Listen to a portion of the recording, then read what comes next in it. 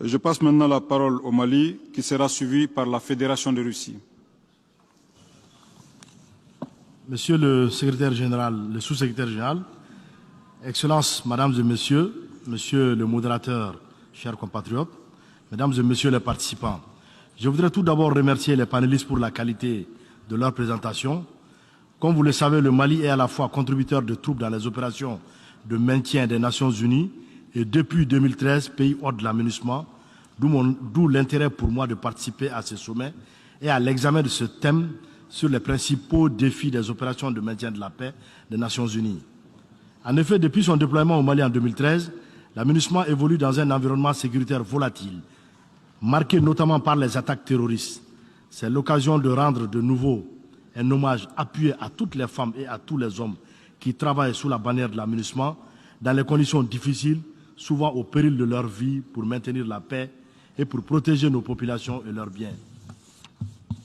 Cependant, malgré tous les efforts et tous les sacrifices consentis, la situation sécuritaire au Mali s'est dégradée et l'insécurité s'étend étendue du nord à toutes les régions du pays. Les pays voisins en sont également touchés. Nous devons changer d'approche pour inverser cette tendance dangereuse.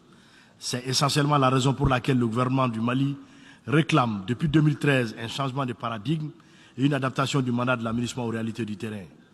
En attendant, le gouvernement du Mali, sous la forte pression de nos populations, a pris la pleine mesure de la situation en décidant d'agir pour protéger nos populations et leurs biens et sécuriser le territoire national.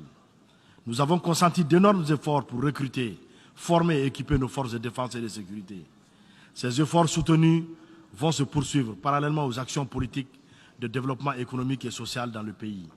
Le souhait le plus ardent des populations du Mali est que l'aménagement appuie véritablement ces actions du gouvernement afin qu'elles puissent jouir des dividendes de la paix. Pour ce faire, l'aménagement doit avoir un mandat adapté. Elle doit changer sa posture passive pour devenir un acteur sécuritaire majeur sur le terrain en appui aux forces nationales.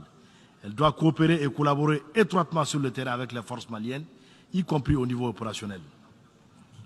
Monsieur le modérateur, ma deuxième observation majeure est de réaffirmer le soutien du Mali à l'initiative Action pour le maintien de la paix, A4P, ainsi qu'à l'étape suivante, A4P+.